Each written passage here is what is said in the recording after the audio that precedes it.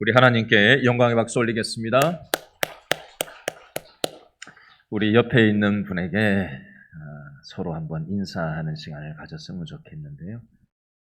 이렇게 한번 인사하겠습니다. 하나님의 마음을 알아갑시다. 이렇게 인사하겠습니다.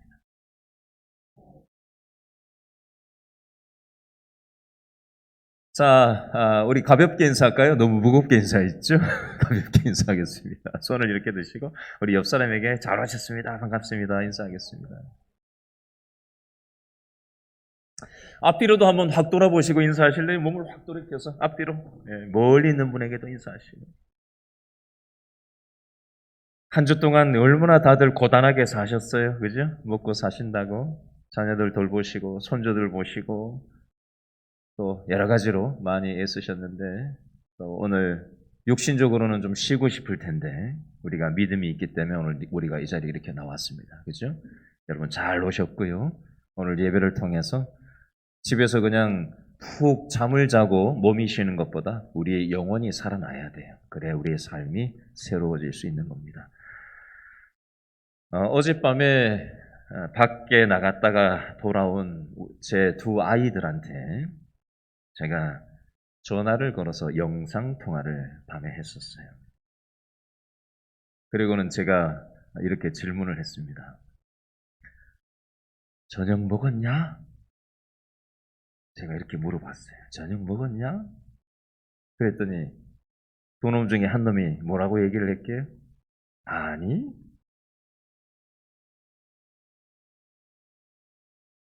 그래서 제가 뭐라고 얘기했는지 아세요? 네가 밥 안 먹고 다니면은 아빠 마음이 얼마나 아픈지 아냐? 자, 그랬어요. 그랬더니 애가 눈을 제가 영상 통화를 하면서 눈을 가까이 이제 핸드폰 화면이지만 가까이 쳐다보면서 얼굴만 딱 보이게 해가지고 눈을 가까이서 들여다보고 하니까 사실 실제로 보는 것보다 더 가깝게 느껴지거든요. 눈을 제가 빤히 쳐다보면서 너 밥 안 먹고 다니면 아빠가 마음이 얼마나 아픈지 아냐? 그랬더니 아이가 눈을 꿈뻑꿈뻑 그러고 봐요. 알아 그러는 거예요. 그래서 제가 그랬어요. 알긴 뭘 알아. 여러분 우리가 자녀들을 양육을 해보고 손자 손녀들을 키우시는 분들이 많이 있는데 참 자녀들이 부모 마음을 잘 몰라주지요. 저도 아들로서 부모님 마음이 어떤지는 생각하지 않고 내 마음만 생각하면서 살았던 때가 참 많이 있었던 것 같아요. 오늘 본문에는 야곱의 가정 이야기가 나와요. 야곱의 12 아들들은 아버지 야곱의 마음은 생각하지를 않고 내 마음만 생각하고 행동했던 아들들의 모습이 나와요. 아버지인 야곱도 사람이잖아요, 사람. 그러다 보니까 아버지인 자신의 마음만 생각을 할 줄 알았지, 아버지들도, 부모들도 부모 입장, 부모 생각만 했지, 자녀들 마음이 어떤지, 자녀만 부모만 몰라주는 게 아니거든요. 그죠? 이게 나이가 먹고 장성하다 보면은, 어렸을 때는, 부모 마음 생각해주는, 주지 못하는 자녀들일지 몰라도, 이제 나이가 이제 먹고 나면은, 자녀들도 이제 사리 판별을 할 줄 안단 말이죠. 부모가 참 내 마음을 몰라주는구나 이런 거 느낄 때도 있지 않습니까? 아버지 야곱이 자녀들 마음을 몰라주고 자녀들 마음이 어떤지는 생각해 줄 줄을 모르고 그렇게 내 마음만 아버지 야곱도 자기 생각만 하고 살았어요. 여러분 가족 간에 서로 남편은 아내 마음을 알아주고, 그죠? 아내는 남편 마음을 좀 헤아려주고, 자녀도 부모 마음을 좀 알아줘야 되지만, 부모도 좀 자녀 마음을 알아줘야 될 거 아니에요? 형제들 간에 서로 좀 마음을 알아주면서 살면 얼마나 좋아요? 근데 가족들이 서로의 마음을 알아주지 못하고 내 마음만 생각하고 살아가면 가정이 어떻게 될까요? 쑥대밭이 되는 거예요. 엉망진창이 되는 겁니다. 그래서 야곱의 가정은 엉망진창이 됐어요. 아버지가 12아들들이 있는데 4명의 부인 중에 라헬 배에서 태어난 11번째 요셉만 편애를 하고 채색 옷을 지어 입히고 나머지 아들들은 찬밥 신세로 대했거든요. 그러니까 편애를 당하고 찬밥 신세로 살아온 첫째 아들, 둘째 아들, 셋째, 넷째, 다섯째, 여섯째, 일곱째, 여덟째, 아홉째, 열째는 뭐 투명인간이에요? 뭐예요? 얼마나 상처가 됐겠어요.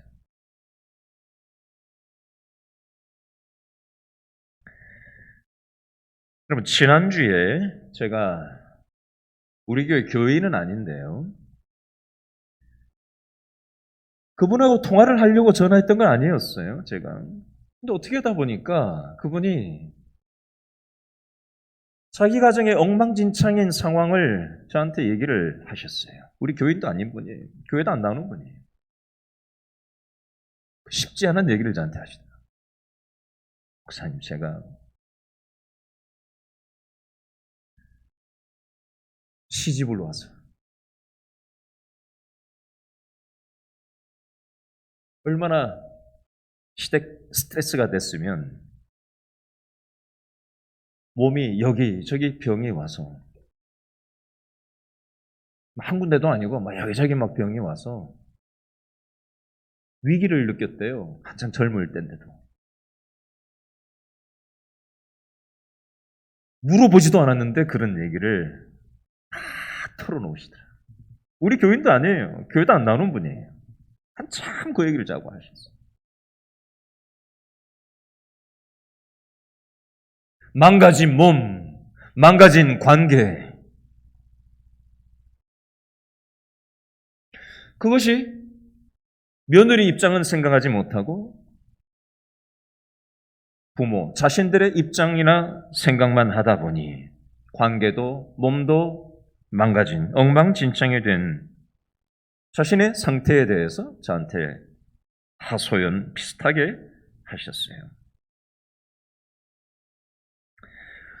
여러분, 야곱의 가정은 어땠을까요? 아버지가 똑같은 아들들이 여럿이 있으면 똑같이 마음을 줘야 할 텐데 사랑하는 여인 라헬의 배에서 태어난 요셉만 좋아라 하다 보니 첫째 아들 마음속에 앙금이 생겼겠죠. 아버지에게 복수하고 싶은 마음이 있었는지 모르겠어요. 상처가 있으면요, 상처가 바깥으로 표출을 하는 사람이 있고요, 그 상처를 자기 내면화를 하는 사람도 있어요. 바깥으로 표출하기도 하고 내적으로 꽁꽁 앓면서 사는 사람도 있어요. 야곱의 첫째 아들 루벤은 어떻게 아버지로 인한 받은 바 자기 마음을 자기 루벤, 자기 아들들을 몰라주는 요셉만 편애하는 이 아버지에 대해서 어떻게 표출을 했을까요? 요셉 엄마 라헬의 몸종 출신을 요셉의 엄마 라헬이 죽고 나니까 보호막이 없어지니까 그 밑에 몸종 출신의 또 다른 배다른 엄마를 간통을 하는 장면이 나와요. 간통하는 장면이 나와요. 성경에 써 있어요. 자기 아버지의 첩이에요. 그런데 큰아들이 자기 아버지의 첩을 범한 게 되는 거예요. 그런 식으로 상처를 바깥으로 표출하는 거죠. 자기 나름 할 수 있는 복수를 그런 식으로 하는 겁니다.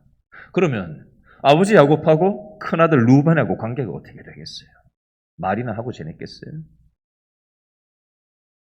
아버지가 그걸 알고도 아무 소리를 안 했다는 표현이 성경에 나와요. 그러고 사는 거예요, 그냥. 제켜놓고 사는 거죠. 오죽하겠냐고요, 그러고 살면. 아버지하고 아들 관계인데. 한 집에 또 그러고 살아가요, 또. 그 식구들.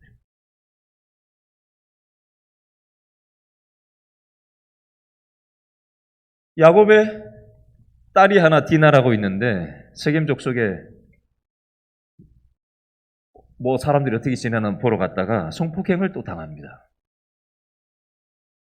그 얘기를 들었으면 아버지가 야곱이 아버지라면은 딸이 성폭행 당하고 들어왔으면은 그거에 대해서 뭐 어떻게 나서서 어떻게 수습을 해야 될 거 아니에요? 그건 나 몰라라 하고 있어요. 그 소식을 듣고 뛰쳐들어온 둘째 르시레유 시므온과 레위가 세겜 족속이 결혼 동맹을 하자고 해서 할례를 받지 않으면은 이스라엘은 이방 족속하고는 결혼 동맹을 하지 않는다고 해가지고 할례를 받게 해놓고 그러고 나서 어떻게 했지요? 루벤과 레위가 시므온과 레위 둘째 셋째가 가서 칼을 들고 사람들 데리고 가서 세겜 족속을 집단 학살을 해버립니다. 다 죽여버려요. 피비린내가 나는 그런 일들을 행해버립니다. 그게 야곱의 첫째 아들 루벤, 둘째 아들, 셋째 아들의 모습이었어요. 오늘 읽은 본문에는 넷째 아들 유다 얘기인데요. 유다는 어떤 일을 했냐? 창세기 37장에 보면 넷째 아들 유다가 요셉 11번째 아들이 자기들 양치는 데 왔을 때 어떻게 하죠? 동생을 죽이면 뭐 하겠냐? 뭐가 유익이 있겠냐? 동생을 저 무역 상인들한테 돈 받고 노예로 팔아넘기자. 그러면 저놈의 자식 안 보고 지낼 수 있고 아버지한테는 죽었다고 얘기하면 죽이지도 않고 우리는 돈도 챙기고 그렇게 할 수 있는 거 아니냐. 그 나서서 얘기했던 게 창세기 37장 오늘 본문으로부터 22년 전에 있었던 일을 주도했던 주모자가 바로 유다였습니다. 이렇게 부모가 자녀 마음을 몰라주고 자식이 부모 마음을 모르면 이렇게 엉망진창이 된 가정이 되는 겁니다. 그리고 나서 유다를 중심으로 해서 이 10명의 형제들이 피 묻은 요셉의 피 묻은 채색 옷을 짐승 피를 묻혀가지고 아버지 짐승이 동생 요셉을 잡아먹은 것 같아요. 동생 찢어진 옷 좀 보세요. 이 피 묻은 거 좀 보세요. 그리고 아버지를 속여 먹는 거예요. 그리고는 그 아들의 행방불명되고 찢겨진 채색 옷을 붙잡고 피 묻은 옷을 붙잡고 아버지 야곱은 하염없이 울었겠죠. 오늘 본문에 이르기까지 22년이라는 세월 동안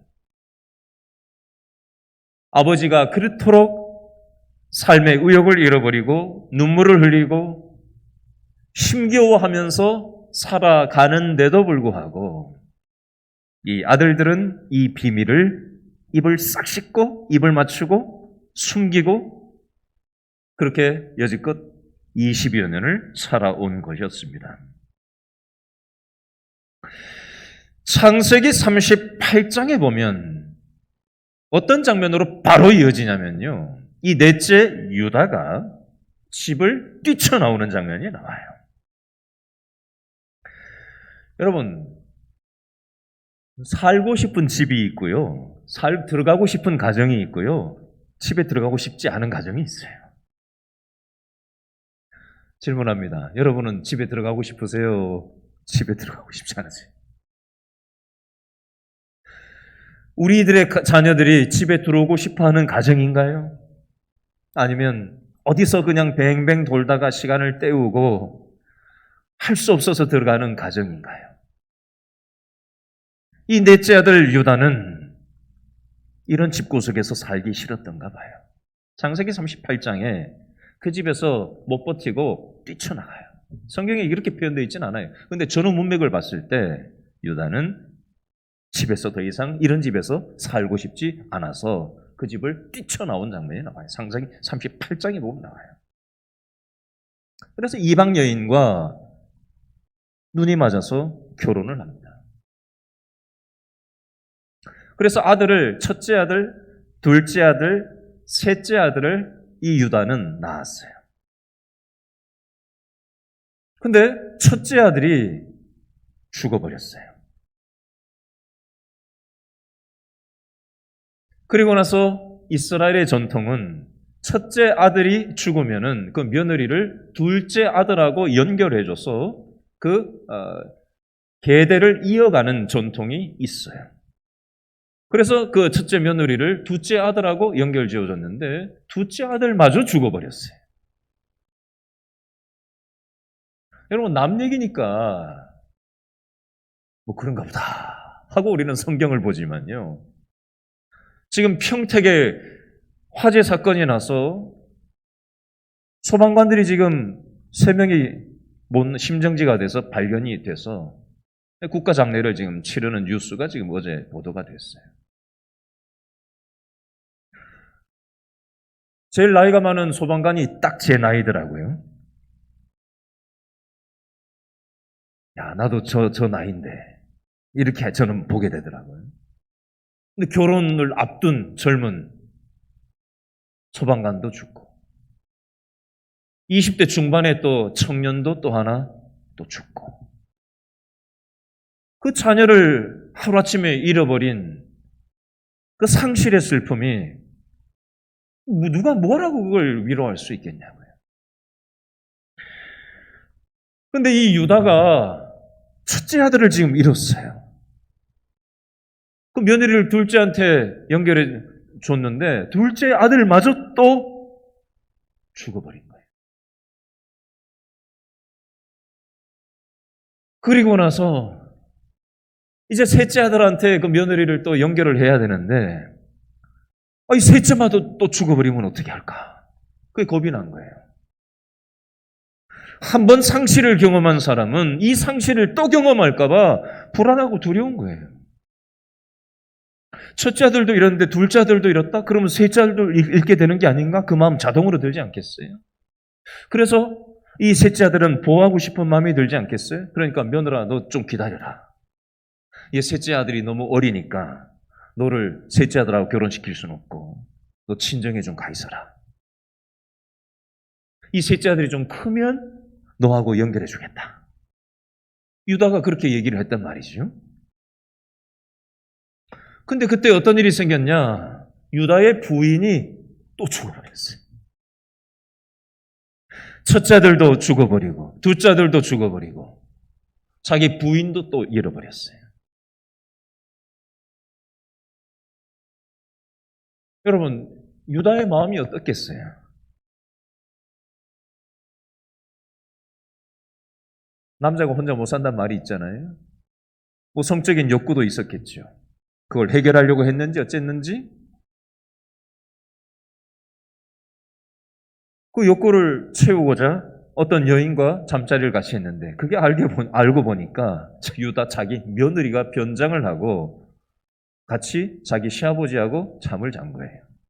참 이 해괴한 얘기가 창세기 38장에 나와 있다는 거 아니에요.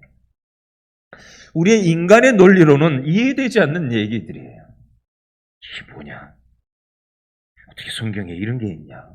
시아버지하고 며느리가 잠자리를 했다고? 근데 성경에는 그 며느리와 시아버지 유다를 통해서 낳은 그 아이를 씨를 통해서 믿음의 역사가 이어지고 있다니까요. 우리 논리로는 이해가 안 돼요. 이게 뭐지?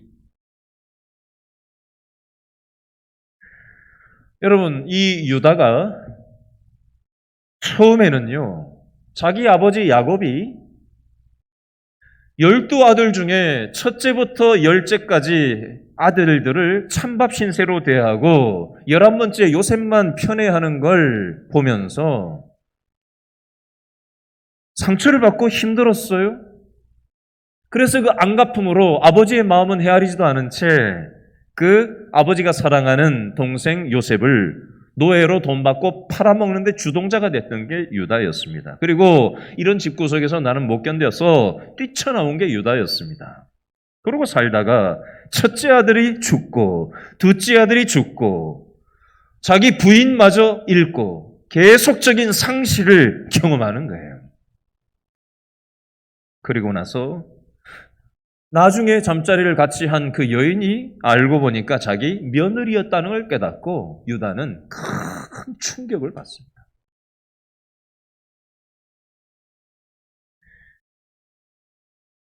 여러분, 상실을 경험한 사람들, 인생에 쓴 시간을 하고 나면요, 그걸 통해서 믿음으로 이게 잘 또 이렇게 세워지는 사람도 있는데 더 망가지는 사람들도 있어요.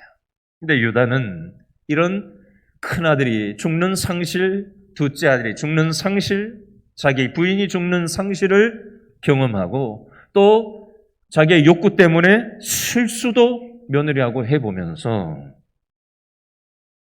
인생의 교훈을 얻은 거예요. 그러고 나니까 자기 아버지 야곱의 상실이 이해가 좀 되는 거예요. 내가 첫째 아들 잃어보고 둘째 아들도 잃어보고 부인도 잃어본 것처럼 우리 아버지 야곱도 그 사랑하는 라헬 부인을 잃어보고 그 부인의 가장 큰아들이었던 요셉도 행방불명된 채 22년을 지금 살아오고 있는데 나도 상실을 경험해봤지만 우리 아버지도 참 많이 힘드셨겠다. 그 마음이 이해가 되어지는 거예요. 여러분, 아픈 사람의 마음을 아는 거예요. 무언가를 상실해보고 잃어본 사람이 잃은 사람의 마음, 심정을 헤아리는 마음이 생겨지는 겁니다. 오늘 우리가 읽었던 이 창세기 44장 18절부터 34절 말씀은 18절에 보니까 넷째 아들 18절에 유다가 11번째 아들 22년 전에 행방불명되고 자기들한테는 잊혀졌던 동생이었던 11번째였던 요셉이 이집트 애굽의 총리가 돼 있는데 자기가 요셉이라는 얘기를 밝히지 않고 형들이 지금 어떤 상태인지를 은잔을 통해서 테스트, 검증을 하고 있는 이 애굽의 국무총리 요셉 앞에서 44장 18절부터 34절에 넷째 유다가 자기 집안 형제들을 대신해서 전변에 나서서 자기 아버지 야곱의 마음이 어떤지에 대해서 대변인이 되어서 이걸 얘기하고 있는 장면이 바로 오늘 본문 창세기 44장 18절부터 34절에 유다의 애굽 총리가 된지도 모르는 동생 요셉 앞에서 하고 있는 유다의 이야기 내용이 오늘 본문 내용이 되겠습니다. 여러분, 오늘 성경을 읽기 전에 제가 두 가지 단어가 계속 반복되는 게 많이 있을 거라고 제가 미리 힌트를 드렸어요. 혹시 아까 읽다가 찾으셨어요? 어떤 단어가 제일 많이 나오던가요? 네?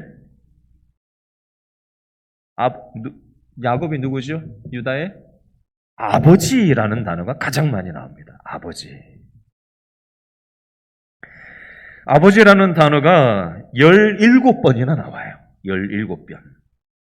19절에도 한 번 나오고 20절에 두 번, 22절에 두 번, 24절에 한 번, 25절에 한 번, 27절에 한 번, 30절에 두 번, 31절에 두 번, 32절에 두 번, 34절에 두 번 이렇게 나와요. 성경에는요, 똑같은 단어를 계속 반복 강조하는 데는 이유가 있어요. 유다가 형제들을 대신해서 아버지를 계속해서 얘기하는 거예요. 여러분, 내 생각, 내 입장, 내 마음 생각하는 사람들은요, 뭐라고 얘기 안 하냐면요, 내 얘기만 해요, 내 얘기. 내 생각만 얘기한다니까요? 내 감정만 얘기한다니까요? 내 입장만 얘기해요. 관점이 나한테 있어요. 근데 지금 유다는 계속해서 아버지의 생각, 아버지의 입장, 아버지의 감정을 17번이나 반복 강조하면서 얘기하고 있는 게 애굽 총리가 된 줄도 모르는 동생 요셉 앞에서 형제들을 대변해서 아버지의 입장, 아버지의 생각, 아버지의 감정, 이 동생 12째 베냐민을 데리고 아버지한테 가지 않으면은 아버지는 죽는다. 아버지하고 동생 베냐민은 요셉한테 목을 메고 사셨던 아버지인데 요셉이 22년 전에 행방불명되고 그 사랑이 온전히 둘째 베냐민한테 다 몰려서 갔는데 이 베냐민을 데리고 고향으로 아버지한테 돌아가지 않으면은 아버지는 죽은 목숨이나 마찬가지다. 그걸 애굽 총리가 된 줄도 모르는 동생 요셉 앞에서 베냐민 바로 형이지요. 형 앞에서 그 얘기를 지금 하고 있는 거예요.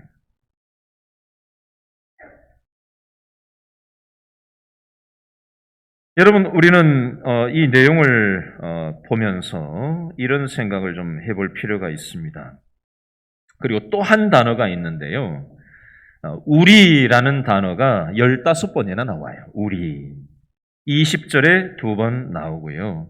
24절에 2번 우리라는 단어가 나오고 25절에도 우리, 26절에는 4번이나 나와요.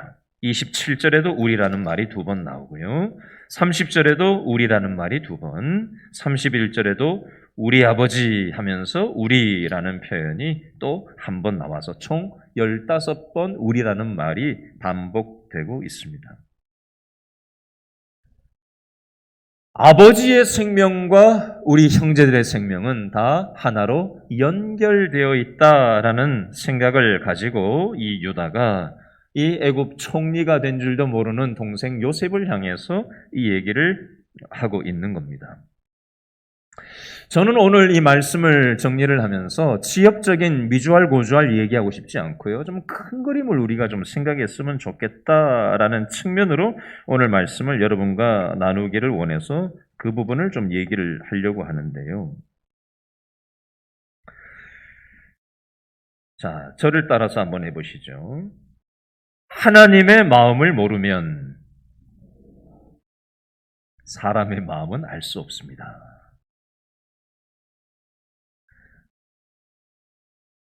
여러분, 하나님의 마음을 모르기 때문에 사람의 마음이야 뭐 오죽 알겠어요? 야곱은요, 하나님의 마음을 몰랐어요. 자기 아들들의 마음도 몰랐어요. 아들들도 마찬가지였죠. 루벤도 아버지의 마음을 몰랐어요. 시몬, 레위도 아버지의 마음을 몰랐어요. 유다도 아버지의 마음을 몰랐어요. 그래서 가정이 엉망진창이 된 겁니다. 여러분, 우리 길신교회도요, 하나님의 마음을 알아야 합니다. 하나님의 마음을 모르는 교회는요, 성도들끼리 내 생각이 옳다라고 서로 주장하게 돼 있습니다. 구역 안에서, 전도회 안에서, 당회에서 성도들끼리 내 생각, 내 입장, 내 감정만 서로들 주장하고 내세우다 보면요, 하나님의 마음을 놓치게 됩니다. 그건 가정이든 교회든 마찬가지입니다. 루벤도 시므온도 레위도 유다도 아버지 야곱의 마음을 몰랐어요. 그러나 야곱이 자기도 첫째 아들을 잃어보고 둘째 아들을 잃어보고 셋째 부인도 잃어보고 그 상실을 경험하면서 철이 든 거죠. 아버지의 마음을 아는. 저와 여러분도 우리가 뭐 죄가 없어서 구원을 받은 사람이 누가 있어요? 그렇죠? 제가 참 요즘 우리 사모가 맨날 저를 놀리는데요. 또 운다. 맨날 그렇게 놀려요. 오늘도 찬송을 부르는데 자꾸 눈물이 나는 거예요. 왜 눈물이 났는지 아세요? 찬송 가사가 저를 자꾸 울리는 거예요.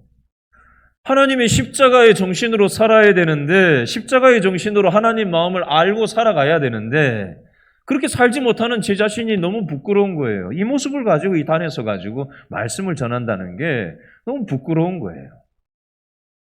그런데도 불구하고 하나님께서 저를 내치지 않으시고 저를 불쌍히 여겨주시고 또 은혜로 그때그때 함께 해주시는 게 너무 감사한 거예요. 그래서 눈물이 나는 거예요.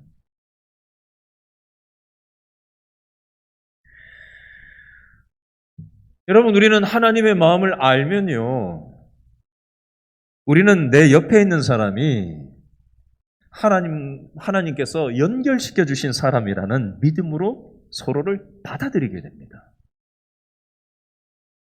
근데 하나님의 마음을 모르면 모를수록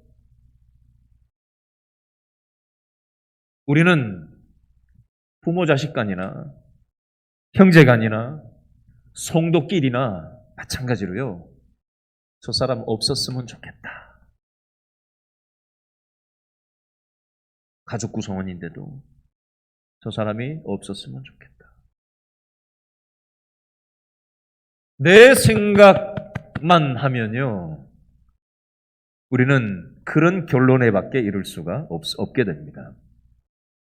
제가 오늘 말씀을 묵상하면서 한 단어를 생각해 보게 됐는데, 저를 한번 따라 하시죠. 거룩한 낭비. 거룩한 낭비. 여러분, 이 세상에서 가장 큰 거룩한 낭비가 뭐라고 생각하십니까?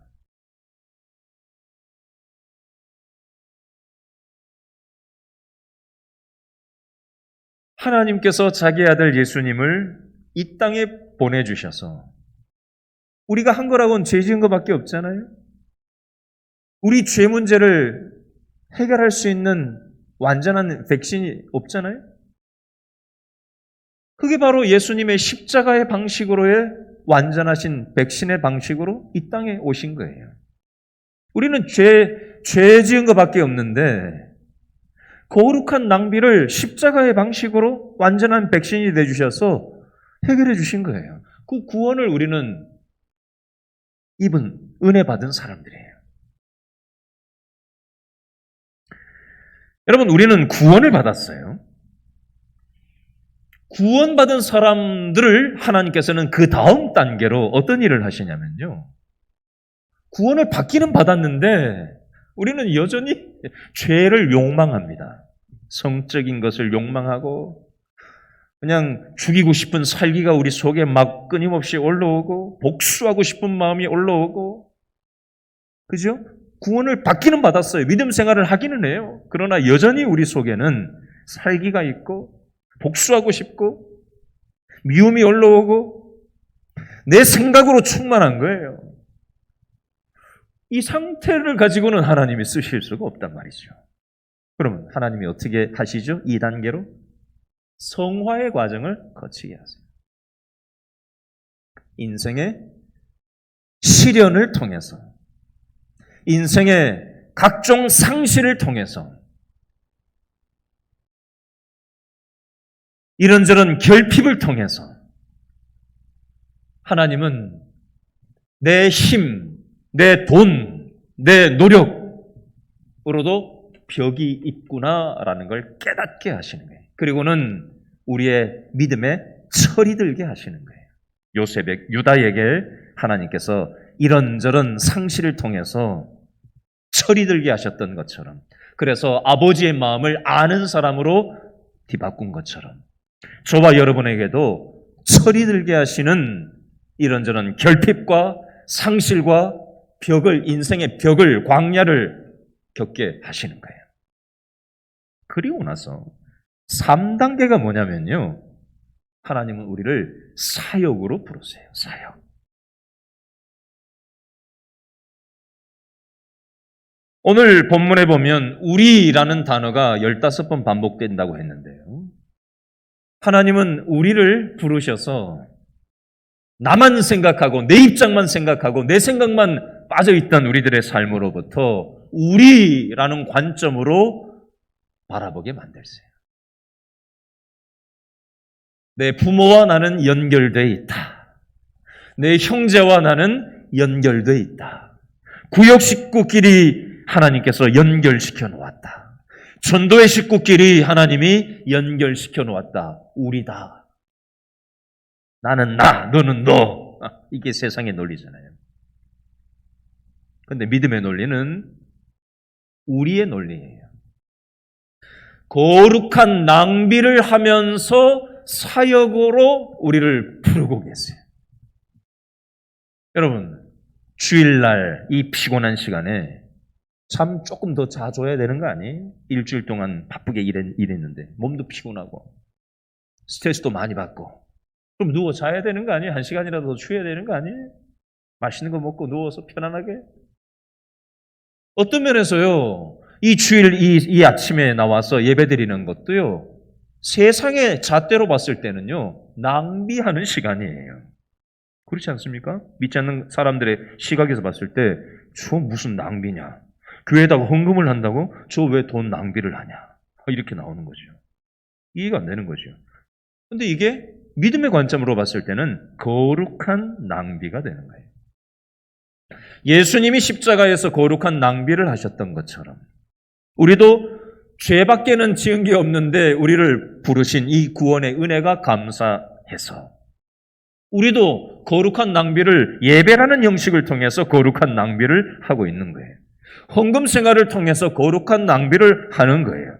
그리고 내 마음에 맞지 않고 내 입맛에 맞지 않는 내 부모, 형제, 교회 성도들과의 관계 속에서 나는 나, 너는 너가 아니라 하나님이 연결해 주신 우리라는 사실을 기억하고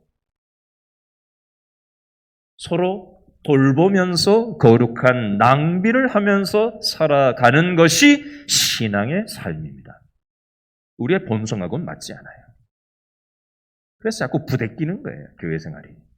가족들과의 관계가 자꾸 부대끼는 게 거기에서 나오는 겁니다. 여러분, 나 혼자만 은혜 받도록 기도하지 마시고 양초가 타서 사라지는 것 같지만 양초는 타서 없어지는 것처럼 보이지만 어두운 공간을 양초가 어떻게 하죠? 밝히는 기능이 있는 것처럼 빛과 소금으로 저와 여러분들을 이 어두운 세상에 하나님께서는 어둠을 밝히라고 우리 가족들과의 망가진 어둠들을 밝히는 역할을 하라고 우리 교회의 어두운 부분을 밝히는 역할을 감당하라고 어두운 직장의 공간을 밝히는 역할을 하라고 그렇게 사역자로 이 땅을 밝히면서 살아가도록 우리를 부르셨다는 사실을 기억하시고 내가 뭘 해야 될까 한번 생각해 보시고 순종하는 저와 여러분 될 수 있기를 바랍니다. 기도하겠습니다.